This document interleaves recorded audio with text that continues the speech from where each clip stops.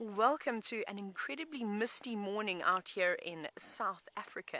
And well, as you can see, we're looking at a young male leopard who has decided to sit himself in a jackalberry tree. Now, good morning, and my name is Tayla McCurdy, and on camera with me is Brian, and we're out here on a live safari, and we'd love to hear from you. So if you have any questions for us, send them through, and we'll try and answer them. Also, I must remind you, before we go back to these beautiful spotted cats, is that we are doing a live television series with Nat.Geo Wild at the moment. So if you want to tune in, we're on episode 6. We'll be on episode 6 Sunday night, 11 p.m. Eastern Standard Time on the Nat.Geo Wild channel. And we hope that you decide to join us there too. But here, you can watch him carefully. His sister is now plotting her attack. And this is what they love to do out here, especially at this age. They've just turned a year old. They're a year and like 2 days old. And chasing each other around and stalking each other and jumping on each other is very important for their development. Because one day, oh, look at that. Mom's not going to be able to hunt for them anymore. They'll have to go off on their own because these are solitary cats. And they'll have to start catching their own things. So by climbing trees, practicing like this, chasing each other, and of course pouncing on each other, these are all valuable skills that they need to acquire in order to become a successful adult. But you can see, still a little bit wobbly in the trees. Now, Ranjita, good morning to you. You've said that what a handsome guy he is. He is a gorgeous looking leopard. He looks just like his father, who's a Tingana, and he's the big resident male around here. He's actually almost a splitting image of him. But you can see he's deciding to hang at the bottom branches for the moment. He's not quite as brave and bold as his sister, who has climbed all the way to the big fork in this big jackalberry tree. And now he's practicing another vital skill, of course, and that is grooming himself. And they have to do that. They've got to keep their coats nice and clean. And leopards are almost meticulous. They'll spend a couple of hours every single day constantly grooming themselves. And like I said with you, if you've got any questions for me, if you've got any comments about what you think about these leopards, it would be fantastic to, of course, hear from you. So please comment, and I'll get those messages fed to me in my ear. Hello, big boy.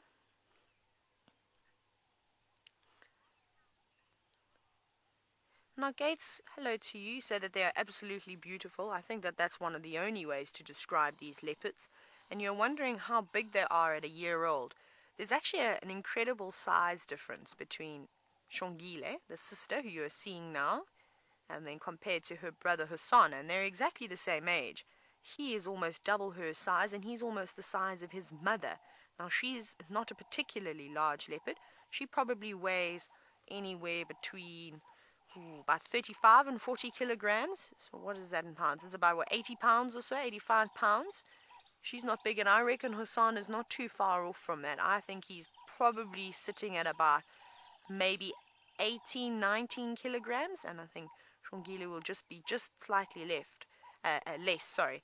And maybe Hosana is even bigger. Obviously, these are wild animals out here, so we just observe them. There's no way to, of course, weigh them unless you were to dart them, and that's unnecessary. Oh, look at that. Oh, my goodness, young girl. But you can see that. Really not hard for them. Very difficult for them to actually fall over and land on their backs.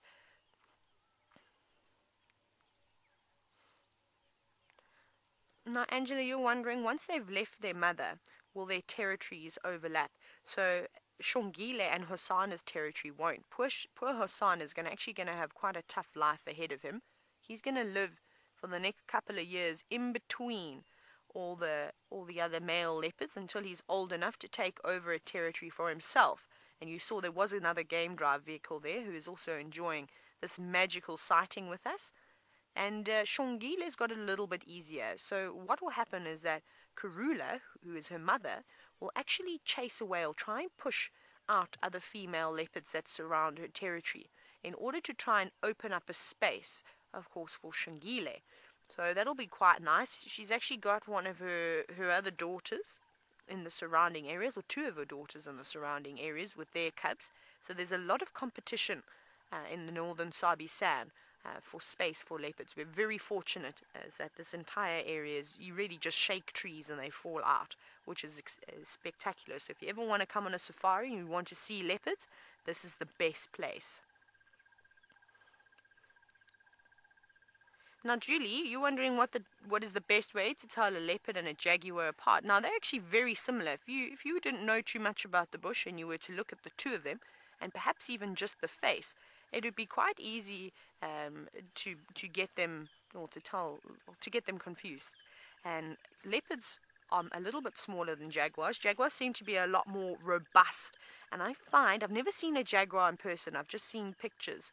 And I find that a jaguar's markings are just a lot more bold and sort of prominent than a leopard's. Whereas the leopard's rosettes, you can see, look at them, you can see they start on the spots on the feet and the bands on the tail. And as you move inwards towards their body, you can start to see the little rosettes. So there's patches of brown in the middle with the black on the outside. And very similar, but jaguars tend to have sort of more broader and bold patterns, if that makes sense. But they do look quite similar. They really, really are difficult to tell apart if you're a little bit inexperienced. And that, I suppose, just takes some practice. Now, his sister's moved off, and his mom. So I'm sure, yep, there he almost as graceful as his sister. But you can see he has got a slight limp. And he's had that for a couple of days now.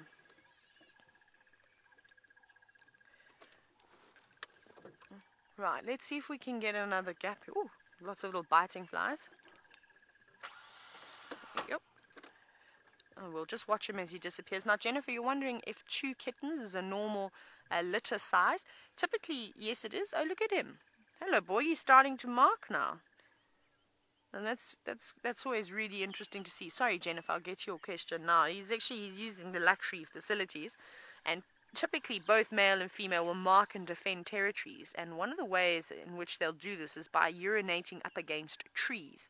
And it's amazing to see that he's learned that that's what he needs to do. And it's the same thing like watching your pets, like watching your puppies. When you've got little male puppies, of course, it takes them a while before they start to obviously cock their legs and start marking that way. And it's the first time I've actually seen him do that. Now, Jennifer, 2 is typical.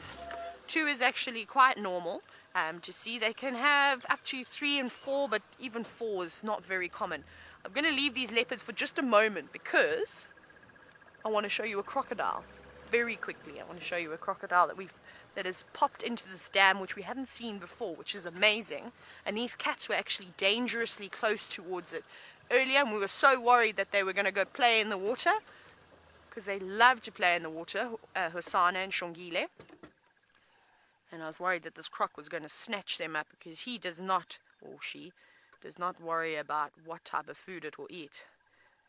Now, I've got to tell you, it's not just me out here this morning. Jamie's out and about. She's actually chasing after wild dogs, one of the most endangered species of animal in Africa.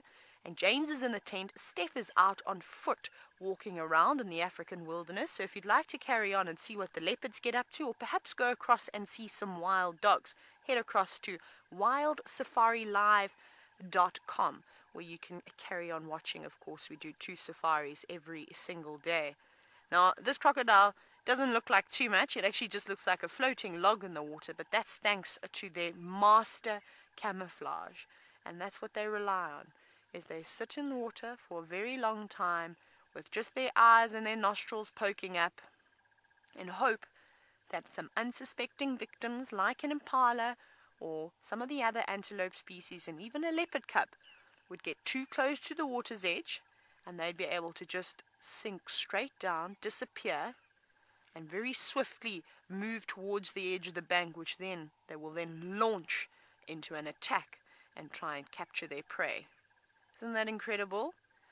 That just in the short space of time, you've managed to see leopards, one of the most beautiful cats in Africa, and then, of course, a prehistoric animal by the name of a crocodile. But it's been wonderful, and we hope that you continue watching. So remember, head on across now to WildSafariLive.com, where you can keep watching us. Leopards, wild dogs, crocodile, who knows what else we're going to see on this live safari this morning. But we'll be happy if you carry on joining us after this. But for myself and Brian, it's been absolutely wonderful, and we hope to see you guys soon.